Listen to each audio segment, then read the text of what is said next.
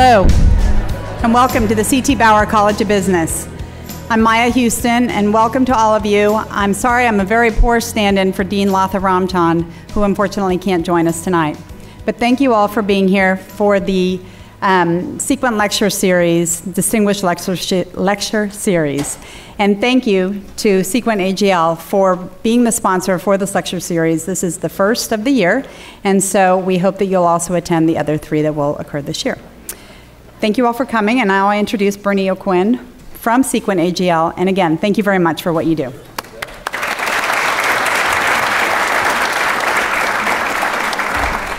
Well, thanks, and it is great to be back again this year. Sequent and the AGL companies have been sponsoring this series, I think, for 6 years now. So we're very proud to be back, and I can tell you, with meeting with the school officials, we've really concentrated on rejuvenating this series, and I think you'll see Mr. Garland as a great example. He's going to be a very interesting speaker. He comes to us with 30 years of experience in our industry. He has served on various management positions, not only on the upstream side of the oil and gas business, but obviously mostly on the downstream side and the chemical side. So I know he'll touch on that, and that'll be quite interesting. He's lifelong career with Phillips, that's right. So I know he has many tales, and I'm sure he'll share some. He's very active in the community and also with boards in the industry. So, and his degree, he's an engineer from A&M, so I'm sure you'll hear some engineering perspective in that. But before I introduce Mr. Garland, I think we're going to start out with a short video. So with that, thank you all for coming.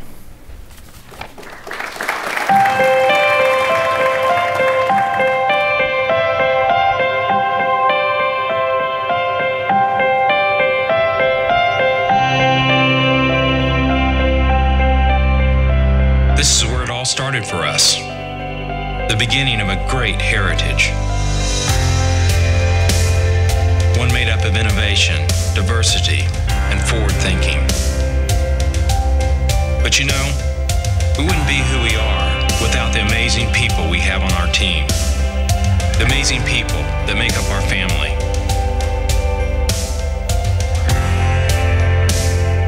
In a family, you keep each other safe.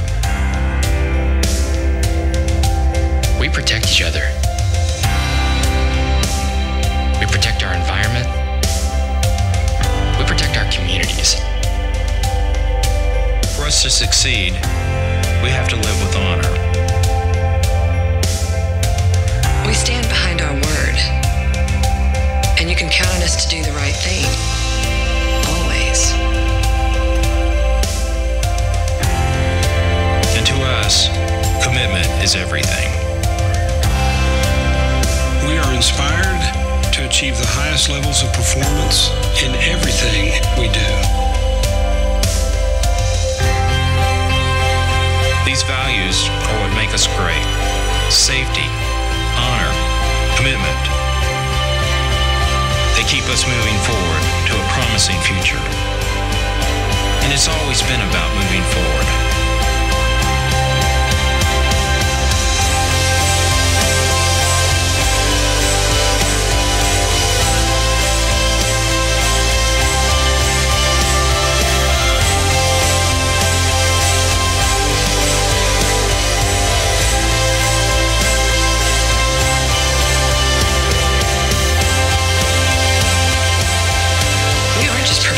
We're improving lives.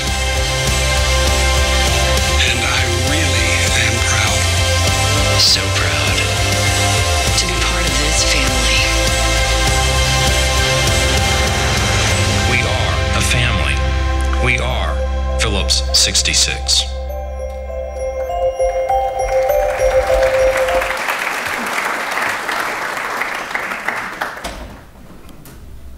So good evening, everyone. It's great to be here with you. It's always a pleasure to be back on the campus of the University of Houston. We have a great, long-standing relationship with the university, and we value that relationship highly. Today, we stand at the crossroads of what we describe as a generational opportunity. The intersection of technology and geology and innovation has created a North American energy revolution, literally underneath our feet as we talk today. Our country was built on access to affordable, reliable, and abundant energy. And we believe that we have the opportunity to turn the page and literally write the next chapter in that story. Right here, right now. Incredible opportunity. We believe that energy can be responsibly developed and that affordable access is good for socioeconomic progress in lifting people from poverty to good incomes and creating opportunity and great jobs here and globally around the world. So we're excited about the industry, we're excited about our company and the opportunity set that we really have before us. And hopefully you share that same excitement too. As you consider your careers in the energy space, it's a great industry. It's one of great opportunity, and hopefully you walk out of here tonight and you think, I can have a great career in the energy business. And if you're top of the class, come see us because we want you working for us. So we had a great bunch of interns this year from the, make sure I'm on the right page there, from U of H in accounting and finance and engineering. Probably many are here tonight. I've bumped into some. I had a great opportunity this afternoon to sit down and talk with the Shields scholars this afternoon. We like recruiting here. We like the quality of students that we get from U of H. Even though I'm an Aggie, have to be impartial. But anyway, you are working hard as we are to build a diverse and agile workforce, and graduate those kind of leaders. And that's what we're looking for at Phillips 66. The Bauer Business Schools is the most diverse business school in the country today.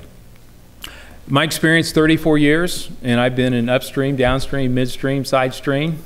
Basically, you get to a better answer with a diverse workforce. If you're willing to consider other perspectives than ones that you hold, you're going to get to a better place, a stronger answer at the end of the day. And so we want to build a workforce that is collaborative, a workforce that values diversity, a workforce that everyone knows that their voice is going to be heard, they can participate, they can speak up, they can be part of the success of Phillips 66 Company. We also, we worked with the engineering department. We had the opportunity to honor several of the students in the Engineers Week celebrations this year, recognized 2 for outstanding academic achievement. And as I said, I had the opportunity to meet with the Shield Scholars this afternoon. It was a fun time. I got asked what my personal brand was. I didn't do well with the answer to that question, by the way. I said, what you see is what you get. And they asked for one word. Should have studied harder at A&M. Dean helped me. Authentic was the word he gave me. But great perspective from the students today. And it was a great opportunity. And I always enjoy having the chance to sit down and talk with students. We talked about supply chain. We talked about sustainability today. We talked about what are the challenges that a CEO faces. And what's the hardest thing that you have to do? And at the end of the talk today, I'm happy to take any questions that you have, and I'll even take a stab at trying to answer those questions again if you want to do that. I'm sure that for many of the students here today, your professors talk a lot about ethics and the importance of ethics in good business.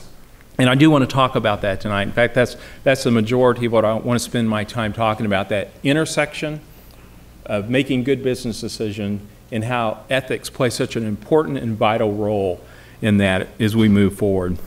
These are exciting times in our industry. You know, at Phillips 66, we pride ourselves in doing the right thing always. You saw from the video, our core values are safety, honor, and commitment. And those three words describe the employees at Phillips 66 Company today. You know, safety, we talk about, we protect each other, we protect our environment, we protect the communities where we live and where we operate. We talk about honor. You can count on our word. We're going to stand behind it, always. And in terms of commitment, we're always inspired to achieve the very highest levels of performance in everything we do, whether that's recruiting on campus, or whether it's building a new project, multi-billion-dollar project, or whether it's just making sure somebody has the right experience when they're filling up their car at the gas station. We want to be the very best at what we do. I've learned over 34 years being in this industry that good ethics makes for good business. So if we have an asset that it's running safely, it's running reliably, we're managing our environmental footprint, we're active in the community, and we're viewed as partners in the community, I can tell you that asset will probably be one of the most profitable assets that we have. It just seems to work that way. And I've seen it for a very long time. So my premise tonight is there really is a strong correlation between good ethics and good business. We're going to call it a sweet spot, that place that you want to be as an employee, as a leader, as an executive, or any industry that you pick or that you want to work in. Let me tell you a little bit about Phillips tonight, if I can. We're a hometown company. We're a Fortune $650 billion company, headquartered right here in Houston, Texas. We call Houston home. I'm proud to do that. Through our heritage companies and legacy companies, we have 137 years of history behind us. We bring a legacy of great operations, a legacy of commitment to being a reliable partner and supplier, and a legacy of environmental sound operations. But we emerged only 2.5 years ago as a new independent company when we spun out of ConocoPhillips in May of 2012. So we're 13,500 employees dedicated to providing energy and improving lives, and doing it with a resolute commitment to our core values of safety, honor, and commitment.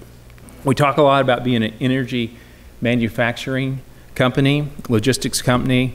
So we don't produce the crude and natural gas, but once it comes up from the ground, we take stewardship of it. We gather natural gas, we process it. Through our partnership with Spectre Energy, DCP, we gather 7.2 billion cubic feet a day of natural gas, the largest gas gatherer in North America today. We touch about 485,000 barrels a day of natural gas liquids. So we're large in that space. When you move over and you think about our petrochemicals business, we have a globally leading petrochemicals business.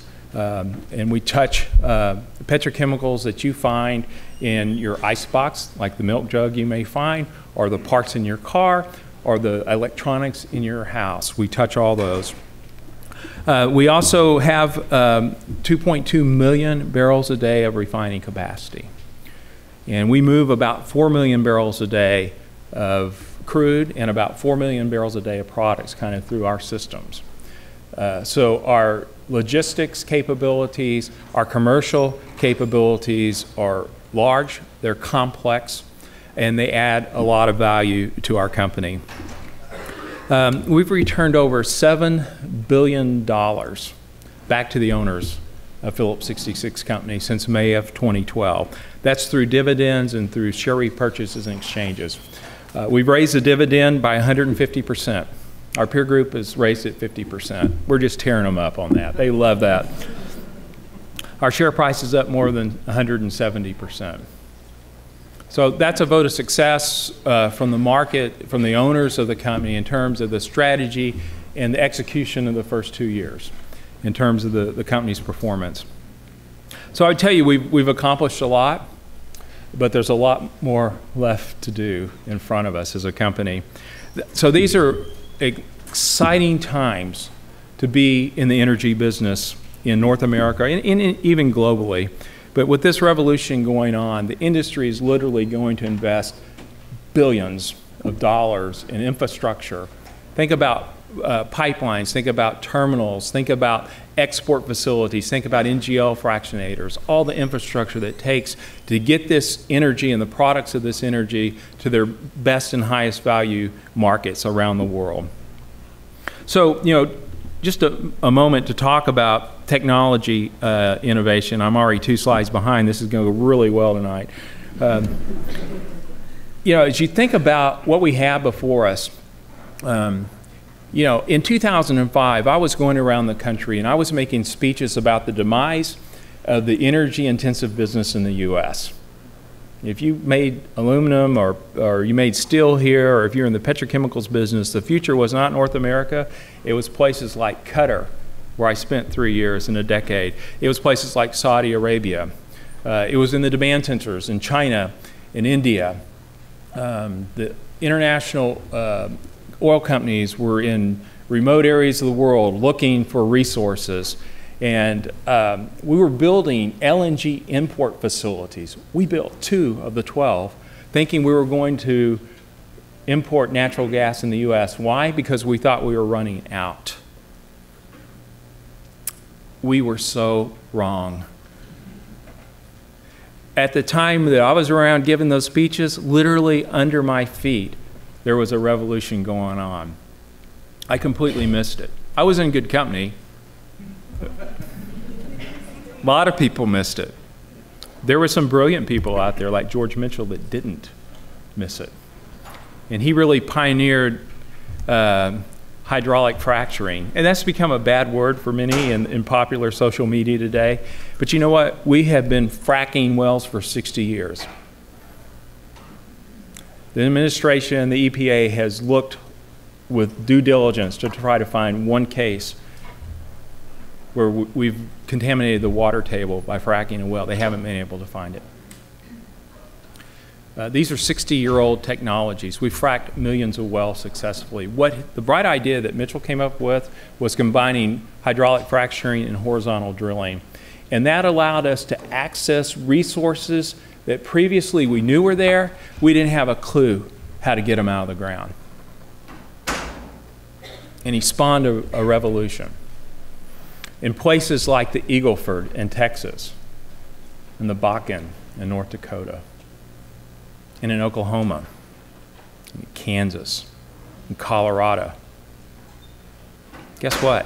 In Ohio, in Pennsylvania, not New York because they've outlawed it.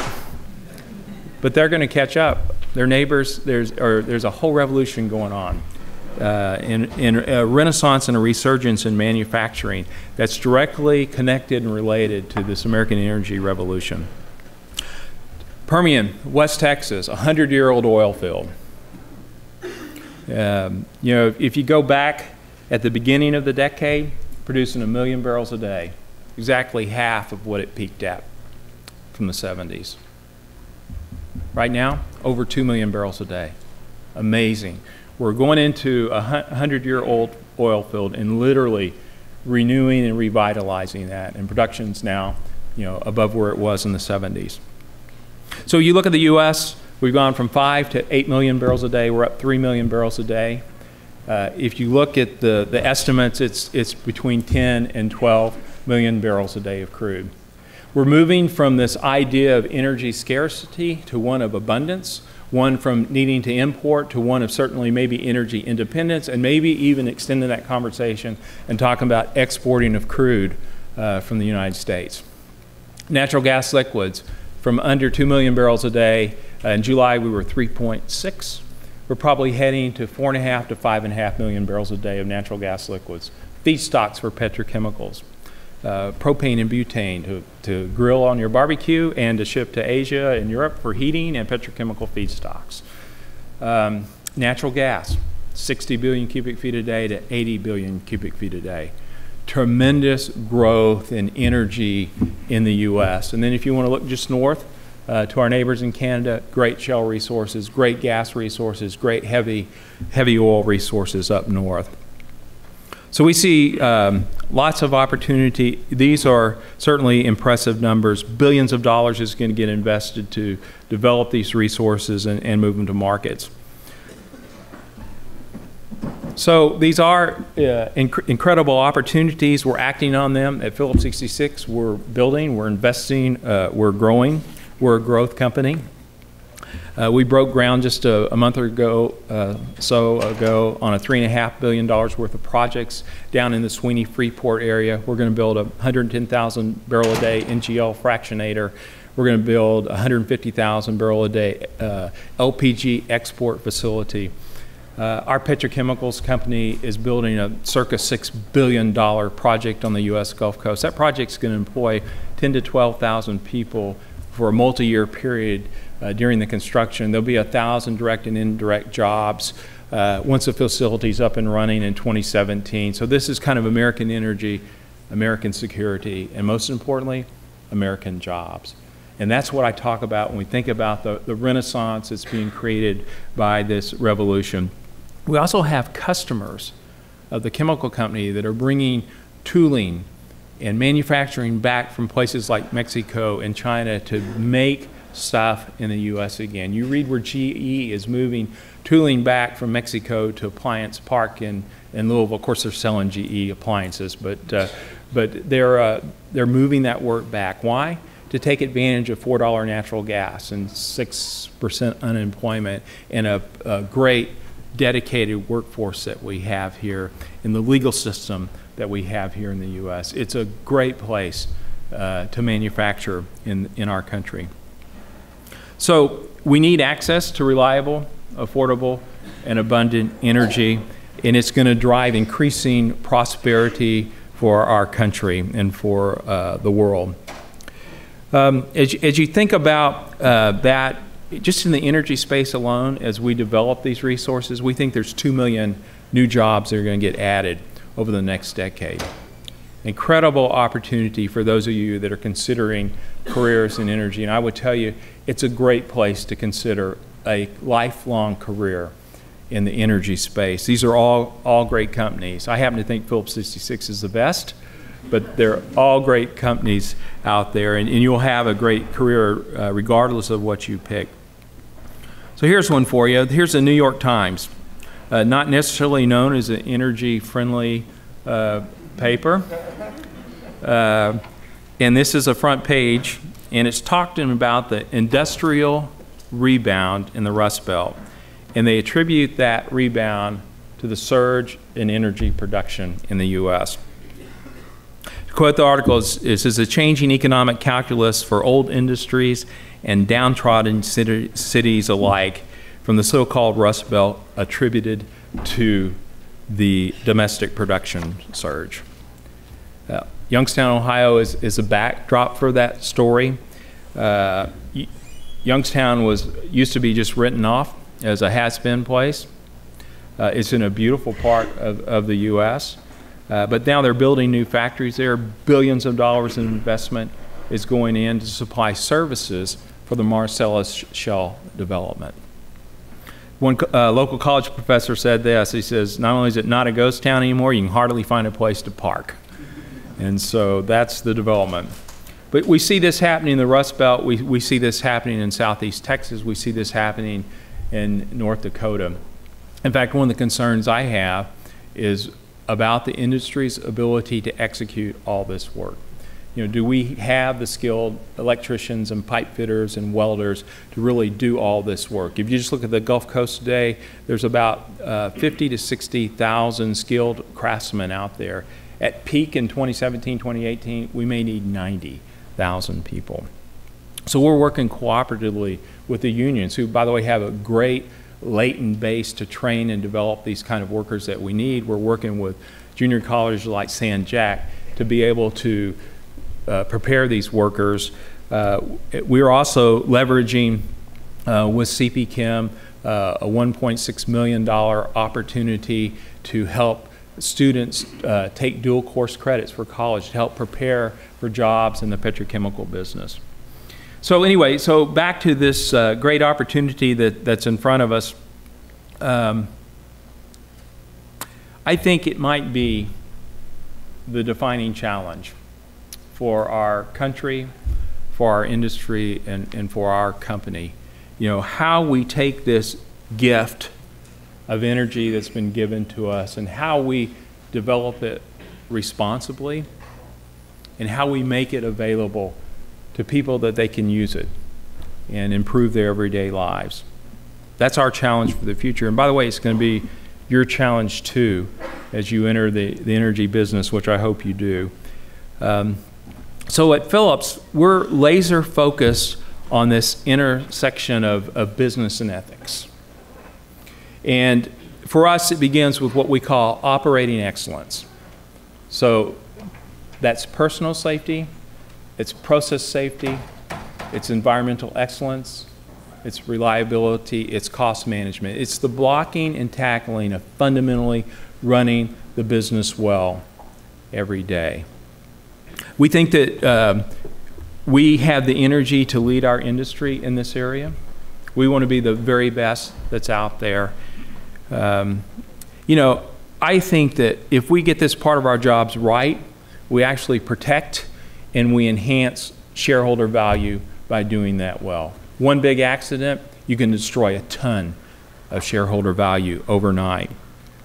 We have people literally that invest billions of dollars in our company. And I want them to know and I want them to believe that their investment is in safe hands every day. And that OE, operating excellence, personal safety, process safety, environmental excellence is top of our mind every day. And I tell our employees, job one, if we don't get that right, nothing else matters.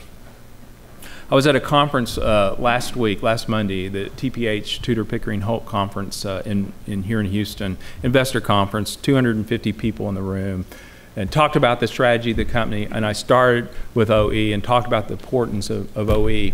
And at the end, I got what I think may be the best compliment I've gotten in 2.5 years of doing this job as a CEO. A guy just said, look, he said, we've been here all day. You're the only CEO that has talked about operating excellence. And you know, thank you for doing that. So it's really important that we get that right. We have a great legacy. We're probably #1 in our industry, but at Phillips 66, we've hurt 43 people this year. Unacceptable. We're at 0.18 TRIR. Awesome. Very few people get down in that range, that level. But every employee, every contractor, every visitor goes home safely to their family every day. That's the only thing that matters. And you got to get that right. I think our employees understand the importance of that. I think they work hard. I think they believe that we build sustainable value over time by executing well in that area. The thing I would say is that we fundamentally disagree with the voices out there that say that energy companies can't be good corporate citizens. We are, and we have to be. So here's an example. Over the last 18 years, our industry's invested $140 billion, with a B, dollars on environmental projects to reduce our environmental footprint. So let's take sulfur and gasoline. It's down by 90%. Let's take benzene down by 45%. Let's look at sulfur dioxide, nitrogen oxide, volatile organic compounds, and particulates down by 80%. The industry's done a great job. There's more to do. We need to do more. We need bright minds to engage and help solve those next range of challenges and opportunities as we continue to push the limits of the technology and the capabilities to improve our environmental footprint. I would say we're grateful to schools like U of H and like Bauer College that put forth the quality of the candidates that you do. And we need those bright minds joining with us and helping to solve these challenges. So I graduated 34 years ago, chemical engineer. My dad was, I'm the first person in my family who went to college. My dad was a union guy that worked at Union Carbide, Texas City, worked his way up into supervision. He said, Greg, he said, I don't care what you do, just don't be an engineer.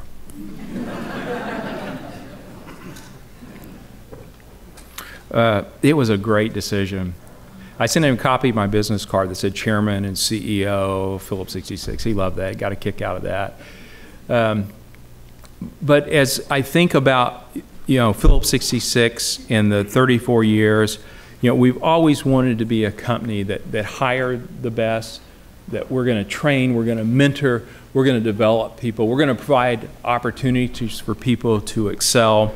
And I would tell you that your education is not a destination. It's the point of departure on a lifelong journey of learning. You need to develop a lifelong love of learning. It's going to suit you well. It's going to suit your company well. It'll provide you tremendous opportunities into the future. We work hard to make our company a great place to work, a high-performing organization. For us, that's a collaborative organization. It's an organization that values inclusiveness and diversity. It's an organization that mentors people and trains them and develops them and reaches out for a better and a brighter future for everyone. I would tell you, you're going to have great careers and energy and hopefully at Phillips 66.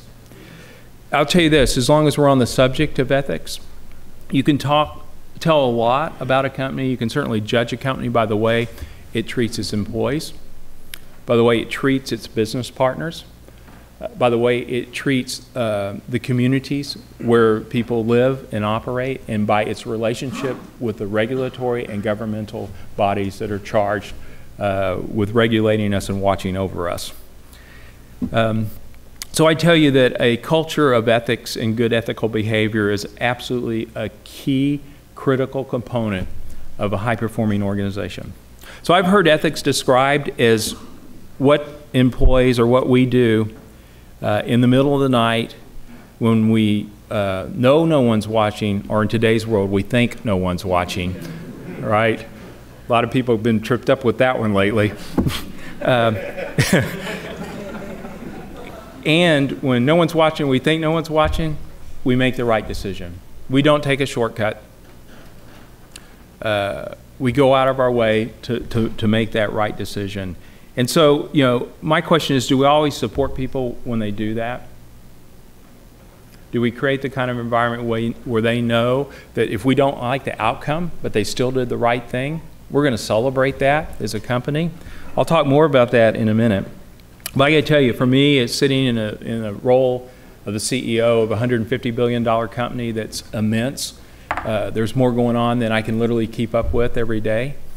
I have to trust the 13,500 people of Phillips 66 that they're going to make the right decision at 3 o'clock in the morning. When the guy's sitting in the control room of that refinery and he has an issue, he doesn't understand the situation, he pushes the stop button. And that will cost us hundreds, well, tens, maybe pushing $100 million. And we're going to celebrate that event when he does that. Because I've watched over 34 years when people move without understanding what they're doing. They try to be a hero, they try to save something. The outcome is always worse than if you would just shut it down, take stock of the situation, engage people that know what's going on, bring in the right kind of resources, and then restart the facility. So here's 4 things we tell everybody around OE. Work safely or not at all. If you don't want to work safe, please go work for ExxonMobil.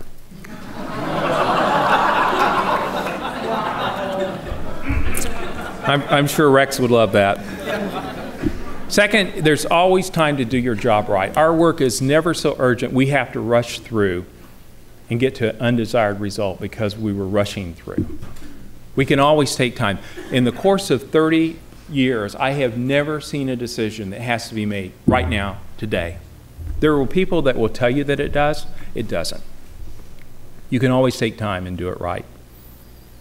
The other thing I'll tell you, if it's worth your time and your effort, do it well and work to do it better. And then the other thing I would tell you is that at our company, every employee, from the lowest to the highest, is empowered to stop work anytime, any place in our company.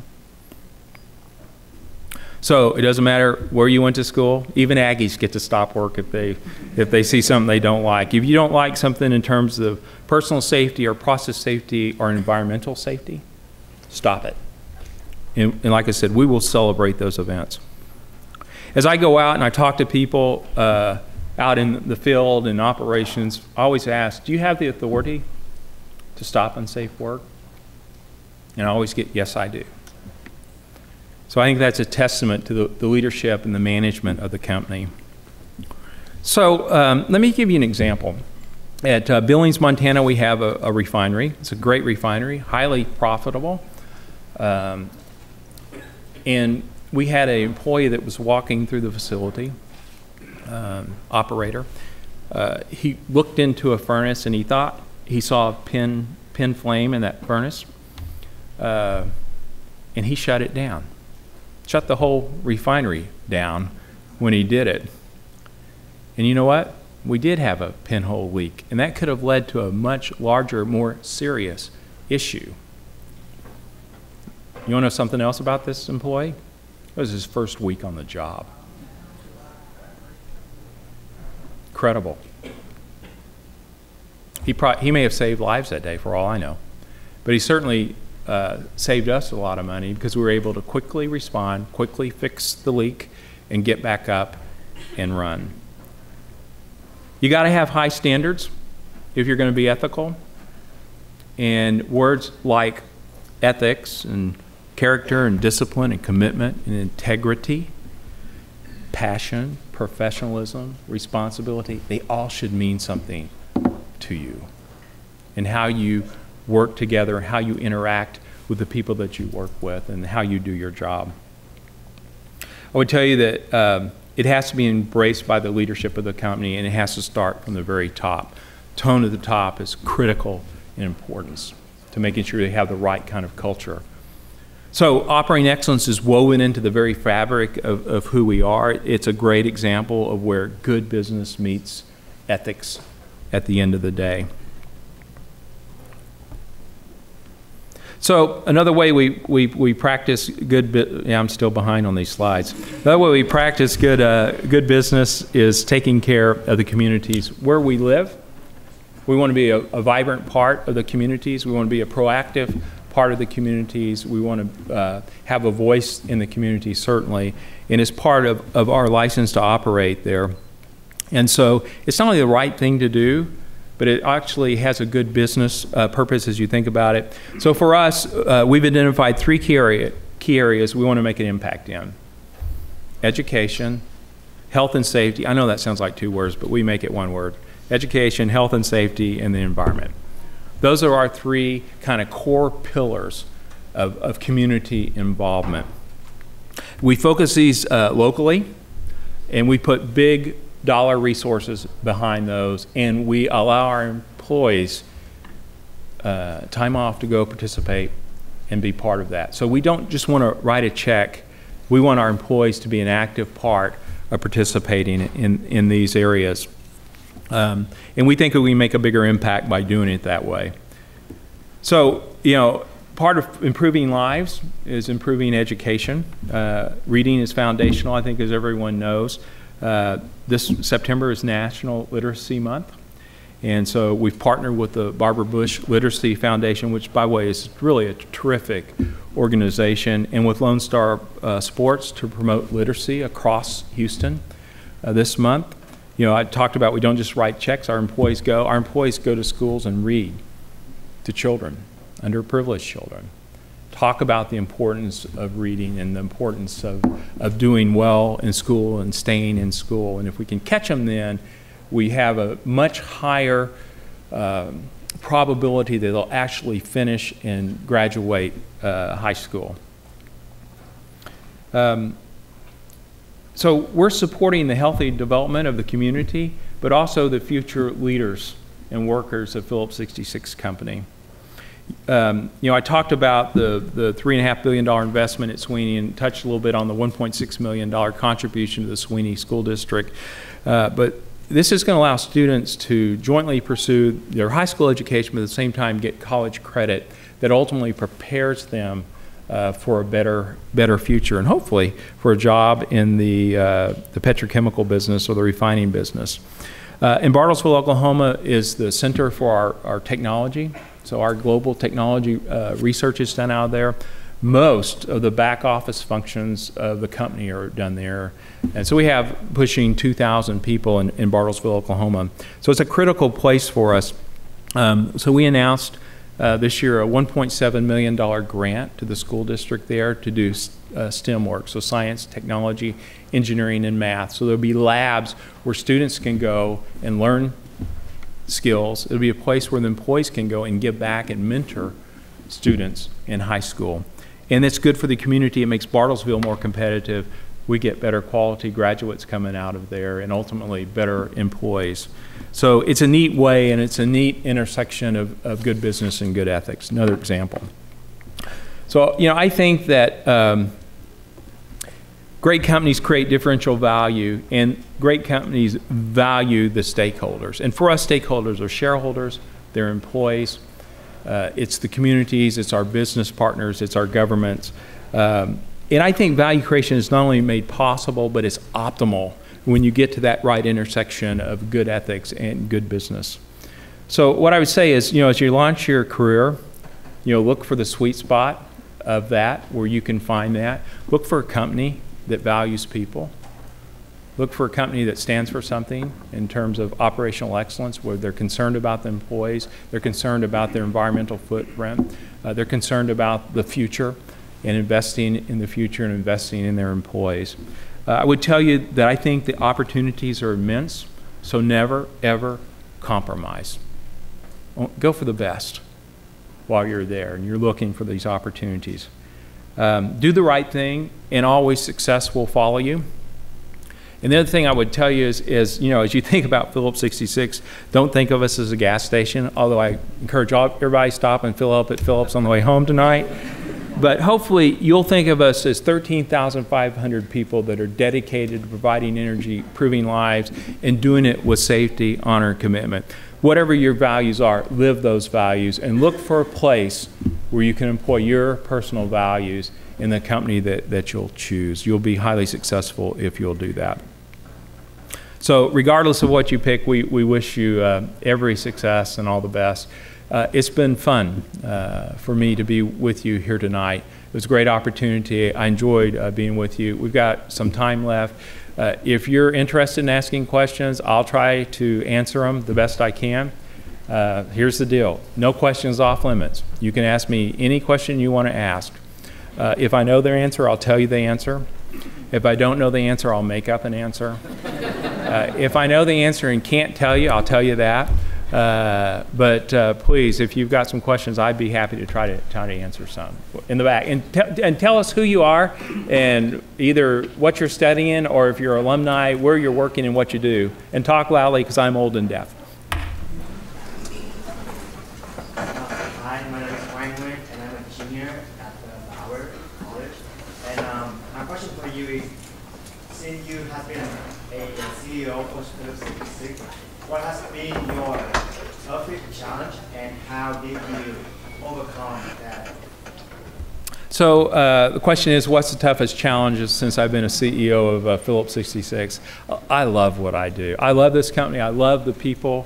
Every day, look, some days are better than others. I'll be the first to admit that.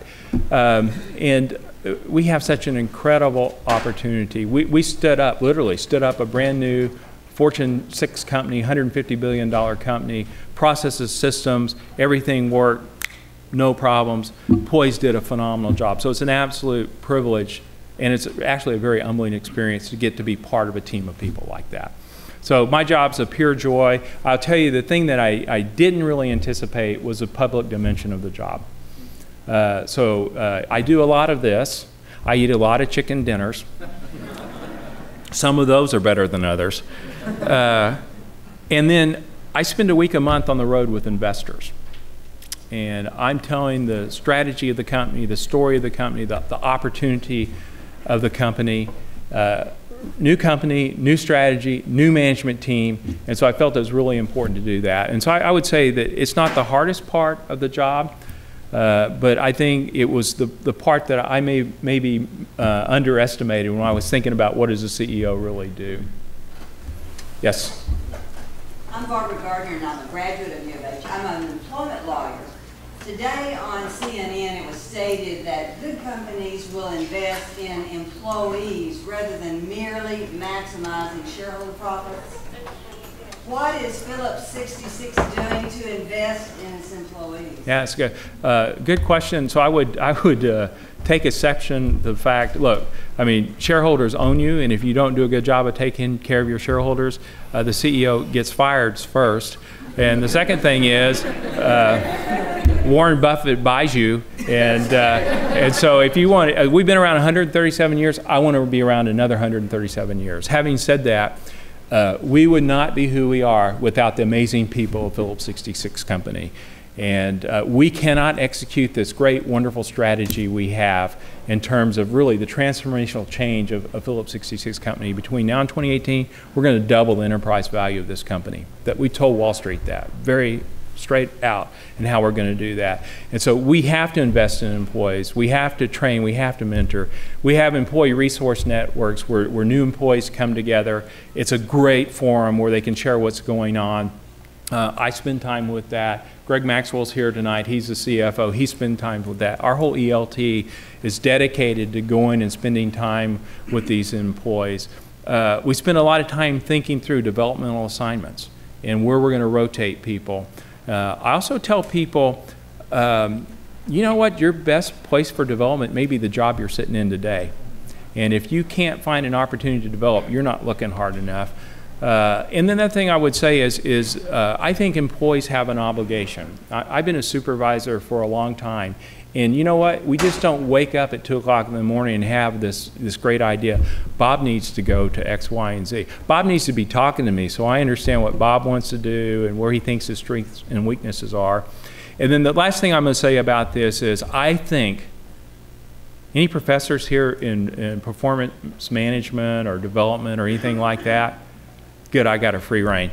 I don't think we do that particularly well. I think our performance management systems focus on the negative and not the positive. Most people that get a college degree, most people that enjoy success at a company like Phillips have more strengths and weaknesses. And I always tell people to focus and leverage your strengths. You think about this, we're focusing on, okay, I have a little weakness here, it's fine, I should work on it. But I get so much more out of leveraging my strengths at the end of the day. And so I think we've got to retool this process in terms of performance management of people. I had hands going up everywhere. I struck some nerves here. Right here. Mr. Garland, operating excellence is your core philosophy, but you said something incredibly important, is that you're using that as your competitive advantage. Would you elaborate on how, because every company talks about operational excellence, how are you going to out-compete? So it's pretty simple. In the second quarter, the industry ran at 93% utilization, and we ran at 97%. You know, 1% on 2.2 million barrels a day is a ton of money for us. Conversely, 1% not running is a huge negative for us because this is a straight up margin business. You cover your costs first, and then every incremental barrel that you run, you make money on in this business. But we talk in pennies in the downstream businesses. Yes, ma'am.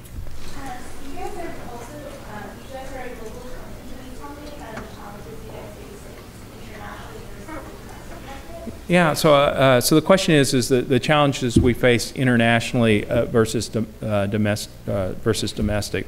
So we have 3 distinct business platforms. Our midstream business gathers and processes natural gas. I'm going to get to you. You've got your hand up for 10 minutes now, but I promise you're next.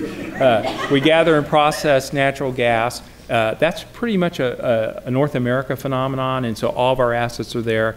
In refining, 80% of our assets are North America, 20% are outside the U.S. We have 15 refineries globally, 11 are in the U.S., 3 in Europe, 1 in Malaysia, Malacca.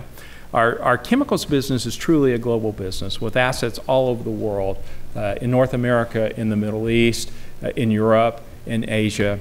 And so it's probably the most global of our businesses. I think as you think about challenges, even for the businesses in North America, So let's just take gasoline in the U.S. The cars being produced and sold today are 25% more fuel efficient than the average fleet mileage. So, and the average age is 10 years. So in 10 years, we're going to turn over the fleet. 10 years, if people drive the same as they are today, we're going to need 25% fewer refineries in the U.S. The younger generation is more urban, less rural. They're driving less. Get out there and drive. Fill those cars up. But there's a generational change coming. We have something in the U.S. called reformulated fuels, where the government mandates certain bios go into the mix, including corn ethanol, cellulosics, et cetera. If we follow that, and by the way, some of the fuels don't even exist today, and we get fined when we don't put them in, but that's a different story. We can talk about it some other time. But if you follow that to the natural conclusion, that's 2 million barrels a day. Average refinery in the U.S., 200,000 barrels a day. That's 10 refineries in the U.S. So in Europe is the exact same story. So I see flat to declining demand in North America and Europe for refining. Very important to be able to export. We have an energy cost advantage. We're probably going to have a crude cost advantage for some period of time. And so I think the U.S. refiners, highly complex, highly cost efficient, can compete in export markets, particularly the growing markets in Latin America, South America, you know, the most geographic proximity, right zip code, if you will. So I see those as a challenge. The big demand centers, though, are going to be China and India in the developing world. And so that's where the real opportunity for demand is. The question is, what's the most efficient way to meet that demand? For petrochemicals, 85% of your cost structure is feedstock and energy. So it's actually better to build where the feedstocks are cheaper and ship the products versus building at the demand center and shipping the feedstocks in. So I think you'll see that trend continue in petrochemicals. But we're very interested in global growth. We think, I think our view is that, you know, demand continues to grow in the developing world. In the developed world, it probably has peaked and starts tapering off over the next 10 years. Right here. Hello. Hi there. My name is Mark. I'm a senior. I'm studying accounting with a minor of African American studies. I'm also a member of the National Association of Black Accountants. What I wanted to ask you was, when you did apply for CEO, were you afraid? And if so, what did you do to accomplish that here? Oh. Actually, the answer is probably more scary than anything. So I was the CEO of Chevron Phillips Chemical Company. Greg was the CFO. I was 53 years old. I was happy. It's a great company. It led its industry in safety and environmental performance. #1 return on capital employed. I spent a lot of time there. I knew the people, loved the people. I was comfortable, and I was going to retire at 55. I'm 57 today. That didn't happen. Jim Mola came to me and said, I want you to come and be part of the succession. You're going to be one of 7 people competing for the CEO job of ConocoPhillips. He said, you're my pick. I don't know that the board will pick you. And I said, okay, let me think about that. And I thought and didn't call him back. And he finally called me back. So I've talked to John Watson at Chevron, and you're coming. And so he made the decision for me to come back to ConocoPhillips. And it's funny because I said, fine. And I said, well, what am I going to be doing? He said, I don't know. I'll tell you when you get here. So I went back to ConocoPhillips. I didn't have a clue what I was going to do. I spent most of my time in downstream, midstream with some stint in corporate planning. So I get there and he says, you're going to lead North America E&P. That was a big surprise to me. It was an even bigger surprise to the people of North America E&P. And, but you know what? True fashion of the Heritage Company, they embraced me, they mentored me, they put their arms around me, they made me successful. I saw the Bakken, I saw the Eagle Ford, I saw the heavy oil development in Canada. I had an arbitration in Venezuela. But you know, I saw all these hot spots, and so as I came in the downstream company, I had the confidence to move on the strategy. So another interesting story, there was one Sunday afternoon, I was sitting at home talking with my wife, and the phone rings, and it was Mr. Mulva, the CEO. He said, come over to the house, I need to talk to you. I thought, boy, I've really screwed up. Got to go see the chairman on Sunday afternoon. So I go over there. He says, well, he says, you know, he said, I've decided I'm going to split the company in two parts, an upstream company and downstream company. And I know that's not what you signed up for, but life sucks. He was such a compassionate person. He said, and you're either going to go upstream, downstream, or be unemployed. That's your three options. I said, I can live with all three of those. And so it was absolutely a brilliant call. So you go back, ConocoPhillips at that time, market cap $70 billion, 8 billion barrels of proved reserves in the ground. It's worth $10 in the ground, I promise you. $80 billion. So the company was essentially trading for the value of its proved reserves, downstream, zero value. Split the company, you fast forward 2 years, ConocoPhillips has gone from $70 billion to $100 billion of market. We're 46. Right decision, absolute right decision. So the board asked me to go with the downstream company. I got to tell you, I was absolutely delighted. I liked the opportunity of a fresh start of a new company, and I saw the opportunities that we had to go out and do something totally different and to transform the company from just a stodgy oil refiner to more of a midstream logistics and chemicals company with a great refining base attached to it. So I talked to Gail, my wife. I said, well, they've asked me to go lead the downstream company. She said, what are you going to call it? I said, Phillips 66. And I said, but you got to know, if I do this, I'm not going to retire at 56 by that time. I'm going to work a while, and it's going to be all in. And these jobs are all consuming. They literally are 365 days a year, 7 days a week, 24 hours a day. And she's my true north. She keeps my compass pointed in the right direction. She keeps me humble. She thinks that's her prime purpose in life. And I told her, I said, gee, okay, we're going to do this. We're together. We're all in on this. Yes. I said, well, then I want to be a model CEO. And she says, honey, you will be a model CEO. And 5 minutes later, she comes back with the dictionary. She's got the word model, and she points to it, and it says, small replica of the real thing. And she said, yeah, you really are going to be a model CEO. Everyone needs someone to keep their ego in check. Yes? Hi, my name is Nina Mello. I'm a first year at Bauer.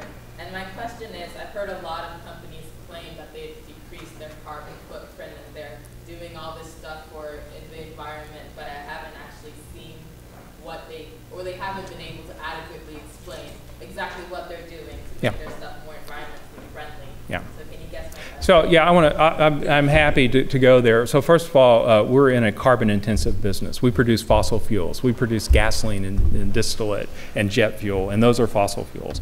So what we try to do is work on energy efficiency where we use less energy to make those fuels, but the very nature of the products we make are carbon intensive. No apologies from me on that. That's the business I'm in. I love that business.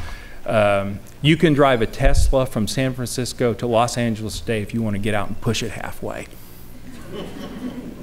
So there's opportunities around that. So here's my take on energy and sustainability.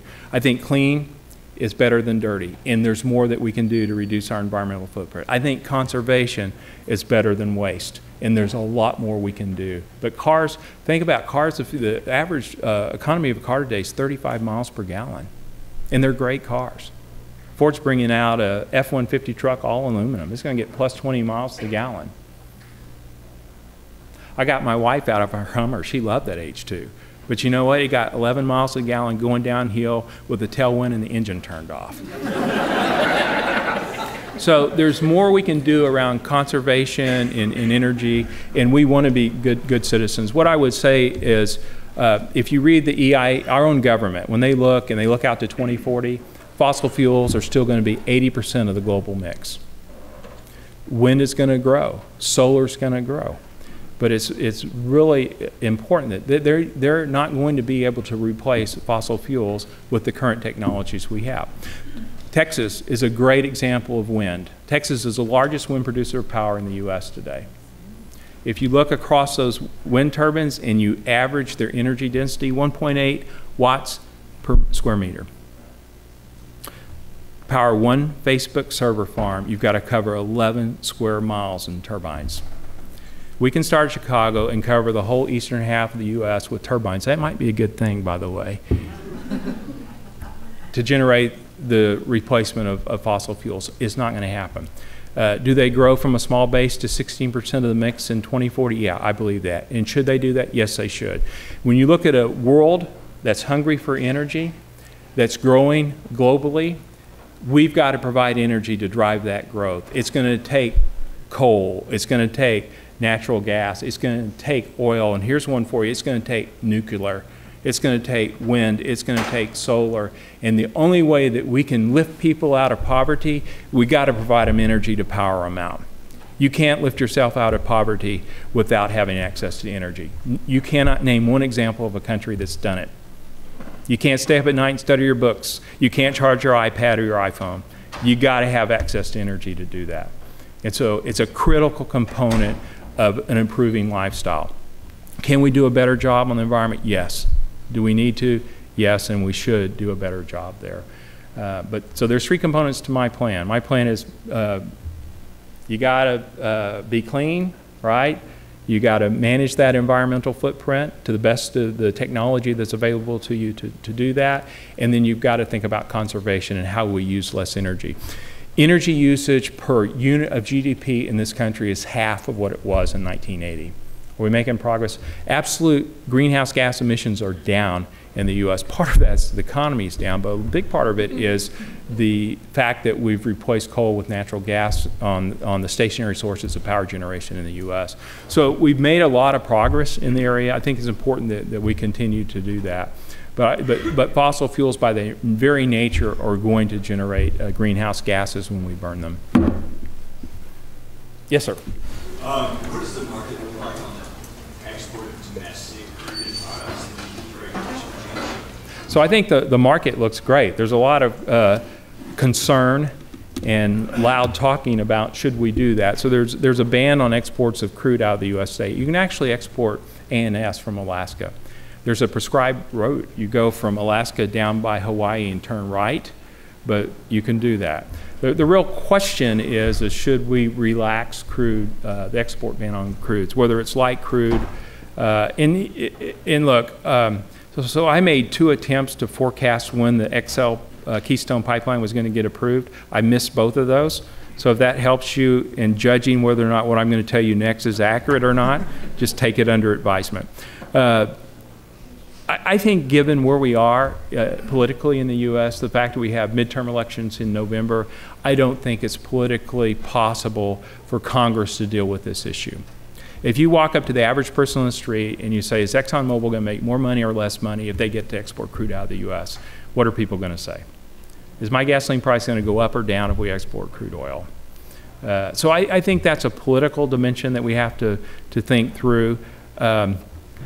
The other thing that can overtake that is an event like what's going on in Ukraine today, or a huge disruption in the Middle East. That could turn all that on its ear, and we could do it immediately. And then you start moving into a 2016 presidential election. I think it could be difficult. I think after the election in 2016, you'll see something on it. So here's our position. I mean, we're a refiner. We like low crude prices and high gasoline prices, right? That's not actually true. But as you think about that opportunity, we are pro-exports. We think you should be able to export crude and natural gas and gasoline and diesel and jet fuel and petrochemicals. It's good for our country. It's good for the balance of trade. It's really tough for me to say, hey, I can export my part of the value chain, but you can't export yours. I lose the moral high ground in that argument. And so and frankly, when you look at our strategy, we need the drill bit to keep turning. We're investing in infrastructure. We need $100 crude. We need $5 natural gas. We want the E&P guys to drill their brains out because we're going to build the infrastructure to get those products to market. And that's how we're going to transform Phillips 66 company. So ultimately, it's actually better for us as a company to make sure that that continues. And so It's a politically charged issue. There's people on both sides of that argument. It's kind of like, you know, climate change or any other of the great issues of the day. You're going to find people that will debate and talk about those issues. And so I don't see a clear path forward. Are you trying to stop me? No, I'm just sitting here in case you want to stop. Okay. So let's take a couple more questions. And yeah.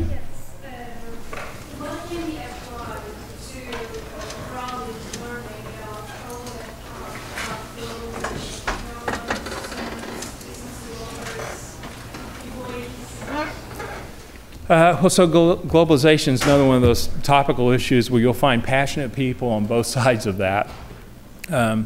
I think it works. I think that free trade is important. I think that artificial barriers aren't effective in terms of trade. So we like the idea of free trade. We like a level playing field, though, and that's not true across the globe.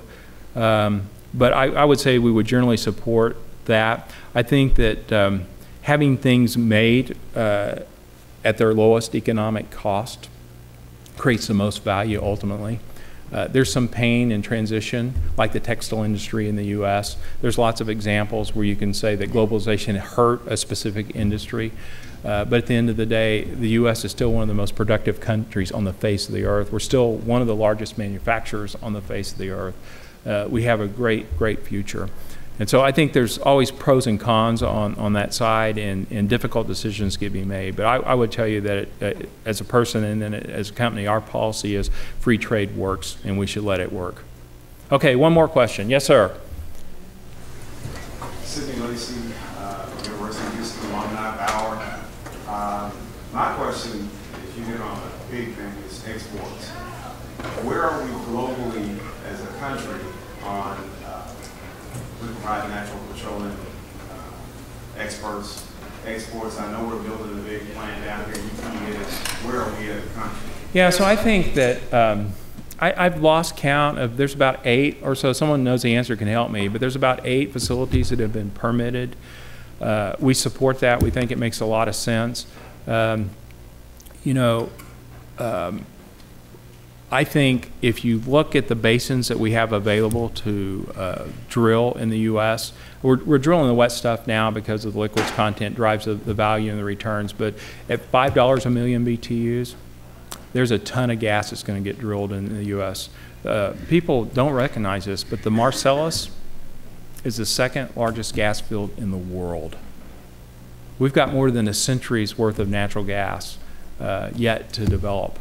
And so I think it makes sense. I think exports are good for the country. It's good for the balance of trade.